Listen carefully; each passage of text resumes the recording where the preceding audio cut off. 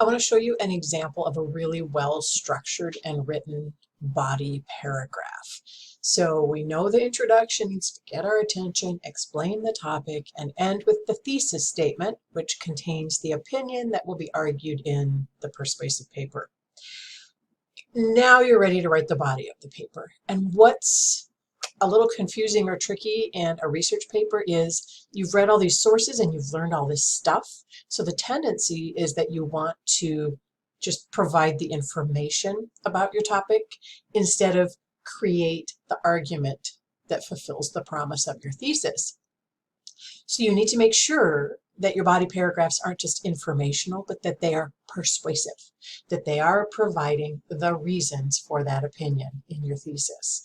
And one way I suggest, even if it's just a starting point for you, I suggest you maybe even lay out your body sections as the first reason why ... is ... So whatever your argument was in your thesis, make sure that you've got the reason why. And then for your next body paragraph, the next reason why is. Now, if you think that's too kind of overt and clunky for your taste, maybe that could just be your starting point and it can evolve as you're actually drafting your paper. But if you know that it keeps you on track and it keeps you tied to that idea of giving the rationale and the reasons for the persuasiveness of your paper, go ahead and keep it that way. So in the example that we've got here on the screen, you'll see that she did exactly that. She opens, okay, first off, she opens with a topic sentence that indicates the reason. It indicates the main point of that body paragraph. And she's got to make sure that everything in the paragraph sticks to that topic sentence. So she opens with the first reason why it's clear environmental factors are causing celiac disease is the rate in which autoimmune diseases are increasing. So there's a rate of increase. That's what this paragraph is going to talk about. As I'm reading it, I'm making sure that everything she covers in the paragraph sticks to that idea of the rate of increase. And she needs to be convincing us of her point of view. I also would like you to notice as we look at this paragraph how well she integrates the information from her sources. She uses acknowledgement phrases so that we can see according to who. She uses parenthetical citations. So at the end of a tidbit taken from a source, if it's not completely clear where it's from, in parentheses, she gives us either the last name of the author or authors, or if that's not given, she uses the article title, quotation marks around the title of the article. So let's just look at how easily she integrates the information from her sources. The amount of people with autoimmune diseases such as celiac disease has been rapidly growing in the US and around the world.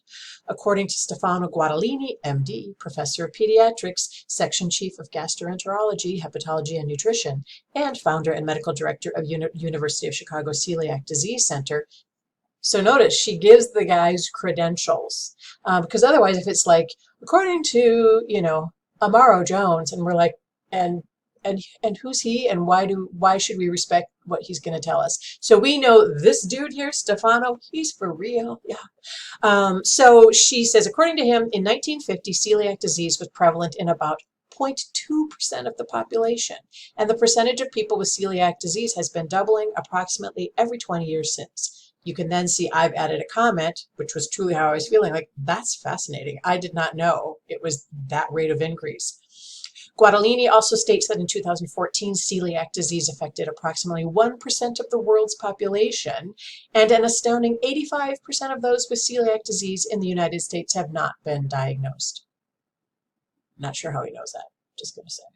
At this rate, within today's youngest generation's lifetime, celiac disease may be affecting upwards of 16% or more of the population.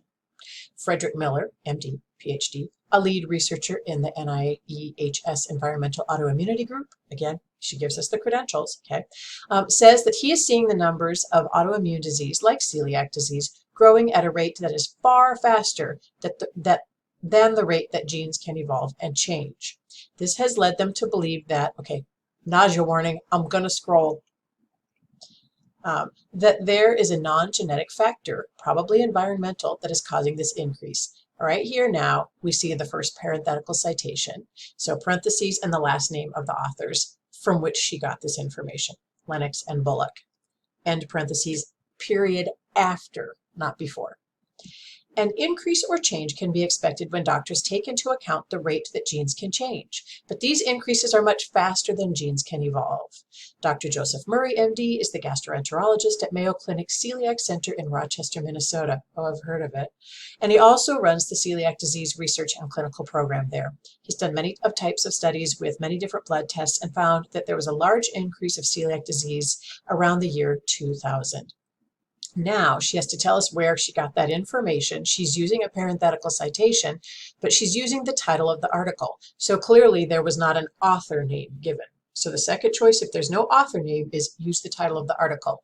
Notice she's got the title, it's in the parentheses, but it also has quotation marks around it. That's what you do with an article title.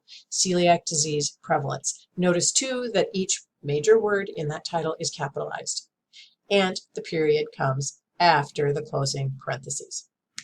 These prominent researchers are working on discovering exactly what environmental factors could have caused such a huge increase in celiac disease. They are currently unsure of exactly what environmental factors caused such a spike in celiac disease around the year 2000, but they're working on it. Go get them, guys.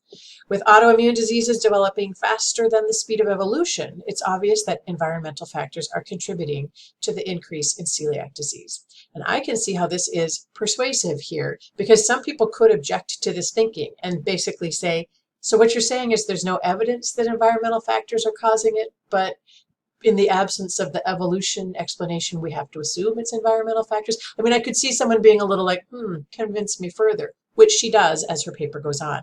But I would point out to you before I end yet another long and talky Jocelyn video that at the end of this body paragraph, she provides a sentence of summary and conclusion.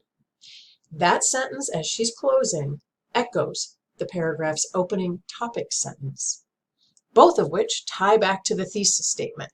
So she's kind of linking. I mean, think about when you sew something, how you stitch things together.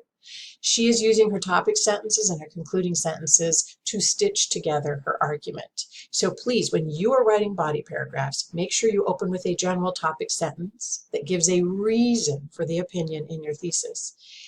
Give us then all the good stuff.